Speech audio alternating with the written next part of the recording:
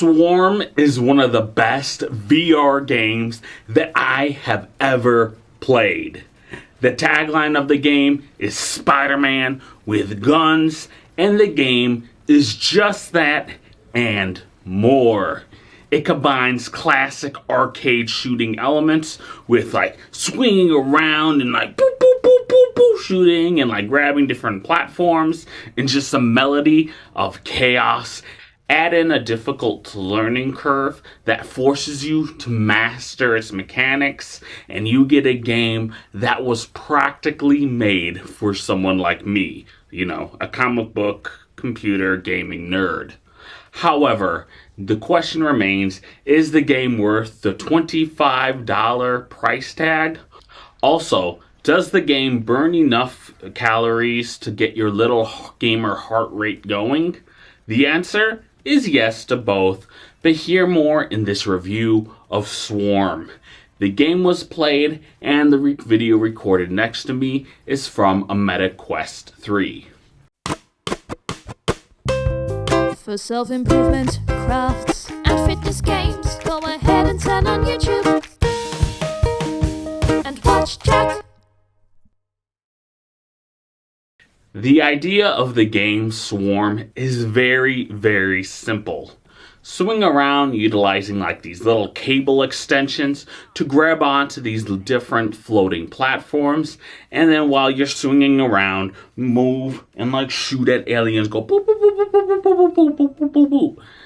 From that very simple idea, the game builds out an incredible gameplay experience by including different abilities and enemy types. The abilities range from being able to like slow down time, go like boo, boo, boo, boo, boo, boo, to like being able to slingshot yourself across the map. Don't you just love all the sound effects I'm doing in this video? That's how you know the game's good. Enemy types also range from like these basic shooters to big guys shooting missiles at you to these little laser balls that shoot lasers and absolutely destroy your health. By the end of the game, you have so many different attacks from so many different enemy types that you can barely survive for a minute. Seriously, surviving for just 1 minute is actually the mission type for some of the later levels, and you're just like, it's hard. You can barely survive a minute. It's just insane how chaotic this thing gets, especially on the harder difficulties. The game puts the shooter, an arcade shooter, just front and center. You will not let go of that trigger button on some of these later levels, as I'm sure some of the future videos that I'm showing behind me is going to display. Once you load the game, you will be able to test out the mechanics in this nice, short, simple tutorial. You shoot using the trigger buttons on the back of the Meta Quest controller, and then you also shoot the ropes using the side button. Lastly, you can activate different special moves, pause, and other things by using the face buttons on the controller. Moving around the world is a bit much and took me some time to get used to. It probably took me like an hour or two of actual gameplay to kind of get me going, and began to master the mechanics around the end of the second world, which you need to do because some of the levels, especially in the third world on, become very, very hard. Again, this is my second ever VR game, so your mileage may vary on how long it takes you to kind of move around and control. I'm still new to this VR environment stuff. You shoot the ropes and swing around using your different momentum. Pulling the ropes cause you to go faster, and you can pull up. This looks bad, but you can pull up on the controller to yank yourself higher. That can be used to get high above the playing field, where you just look down and go boo boo boo boo boo boo boo boo boo, destroy all the things. Shooting while swinging does become intuitive, and the thought of an automatic aiming system now would just upset me. This game is perfect as is. It does take a little bit of time to get used to controlling and moving and swinging, but after that, you're golden. The entire marketing of this game states that there is no motion sickness. I, on the other hand, feel that that is completely not true. Honestly, I did feel a little bit weary initially It did take me about like 2-3 days, maybe a little bit longer, like 4 or 5 days, to kind of get used to the whole movement and not feel any kind of motion sickness. My wife, however, gets motion sickness rather easy, and she could not play this game. Like, the act of like swinging around and moving without actual movement just causes her stomach, and she was like, I'm about to vomit. It's crazy. She could do stuff like that Angry Birds Isle of Pigs game where she's just like standing around on like a rock and like shooting. But when it comes to like any actual movement or something, that's when the problem arises.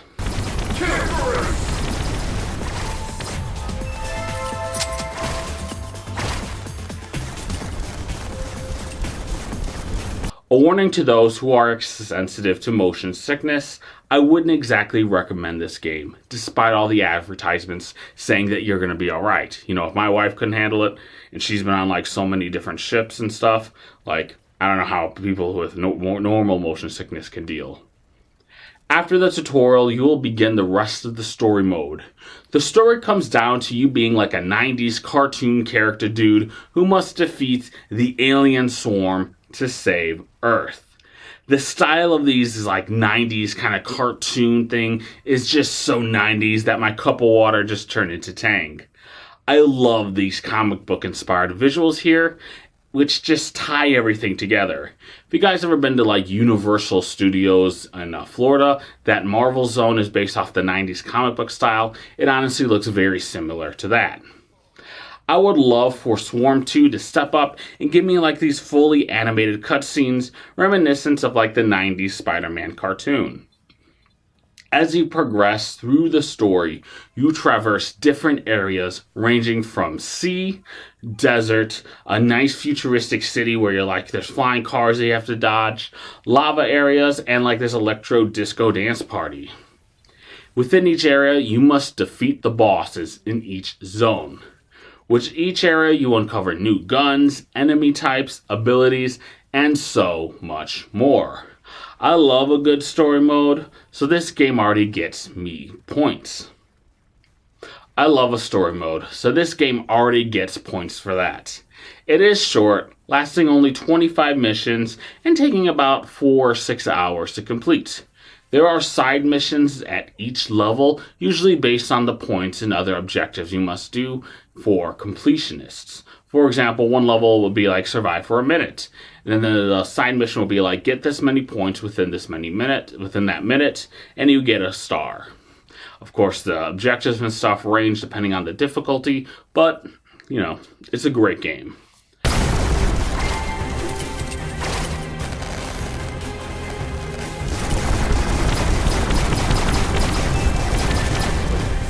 The main missions in the game are broken down into these 5 different types. First, a collectathon by gathering these floating gem things for points. This is supposed to help get you used to like swinging around different areas and get used to the hazards in each zone. For example, in the electro level, these platforms can get electrified, and if you swing using one of them, you will get shocked and you will lose health. The second mission type is a time-based trial, which the game stops after a specific time limit. So for instance, it's like, go for 3 minutes, just get as many points as you can within that time, and you have 3 minutes just to shoot around, get all as many points as you can. The third type of game is the same, but limited based on the number of points you have to get. For example, it'll be like, get 5,000 points, and then you just have as many time as you can to get all those points. Fourth is based on surviving as long as you can, and the last are boss areas in the game. As you heard, a lot of these game modes are pretty similar, with the majority of them being based on just shooting these different enemy types. Really, except for the boss and collecting the gems, you're just going to be shooting the same 10 enemy types, which is a good variety for a game like this. I'm not complaining, but I'm just saying, it could use a little bit more. I would love for more variety for each one, with some levels maybe being used like hey, pass through these rings, or hit enemies within a certain amount of bullets or something like that. Like, hey, you got 500 shots, try and defeat the level. Something like that would help spice it up, give it a little bit more strategy, force you to use more special abilities and stuff. I would also like for at least a few more locations and different gun types. All of these issues, however, will probably be resolved once the sequel, Swarm 2, comes out in March of this year. Yes, that's the problem with me reviewing a game that's 3 years old at this point. The sequel's basically just around the corner. Outside of the main story mode is the Champions Challenge, featuring weekly new battles where you must survive as long as possible. Getting more points in these areas will get you higher and higher up on the leaderboards.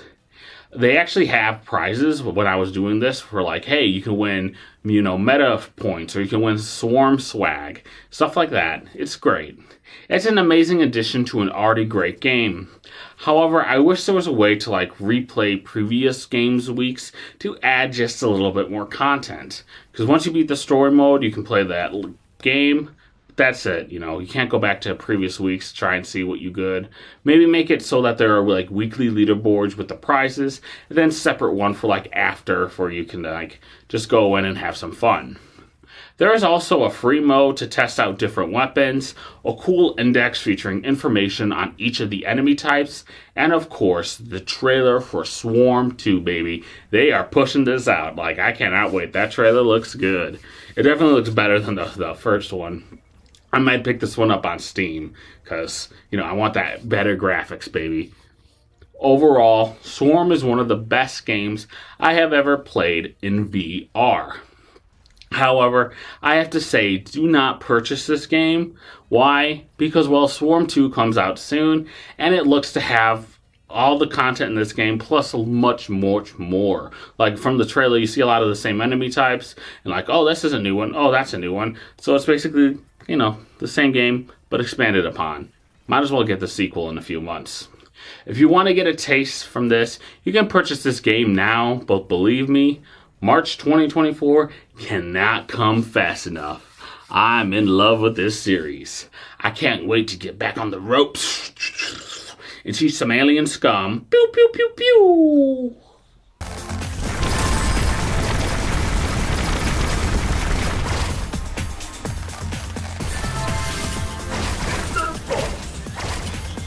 Now let's get to my favorite part of these videos, the analytics.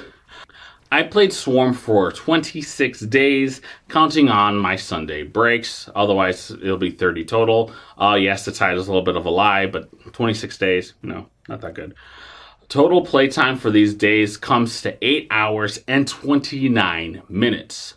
For those wondering, I beat the main story mode on day 15 and spent the rest of the days trying to complete all the different side missions and playing the free mode, looking at the index, trying to do the daily, weekly challenges, stuff like that. I burned a total of 4,065 calories. That gives me a burn rate of 156.35 calories per session. The average play session I did comes to around 19 minutes, which is perfectly aligned with what I wanted it to be. Usually I try to aim for 20 minutes each game. Sometimes I play more if the game's good, sometimes less if it's bad, but hopefully I'm trying to aim for 20 minutes a day. Overall, calories burned per minute comes to 8.06 calories per minute. It's not bad, so I'm giving it a burn rate of 2 out of 4. I am a 6'2", 392-pound man, so your burn rate will change depending on your weight, gender, etc. Yes, I know, I'm a big dude. 6'2", that's not that tall, but I got a big belly.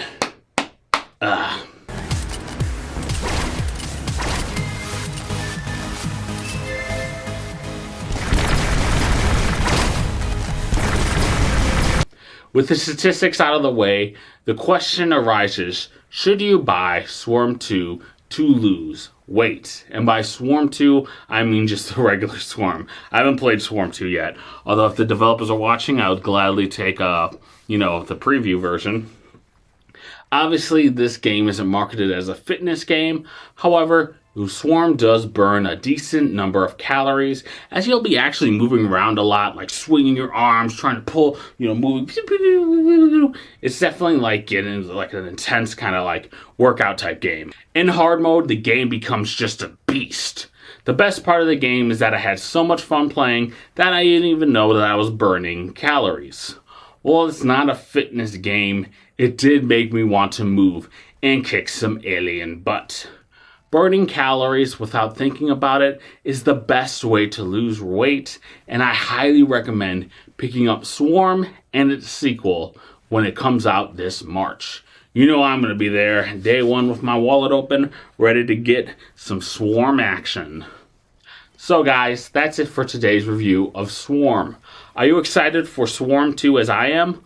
Well, subscribe to my YouTube channel, as I'm sure I'll have a review of that game coming out once it's released, and I have a month to kind of see if this game is going to burn more calories than its predecessor. While subscribing, be a dear and give the like button a big thumbs up. That will really help my channel. Also, leave a comment on anything you want me to review. I will do pretty much anything within the realms of self-improvement, including reviewing more VR games and playing fitness-related games, different self-improvement challenges, and more. Just leave me a comment and I'll probably try and do it. Follow me on X and Instagram at TrueJackJank. Visit my website at jack-jenkins.com. Lastly, I want you guys watching to have an amazing day. If you are wondering how you can improve, how can you lose weight, how can you be a better person, well, you can't do it alone. We can improve together.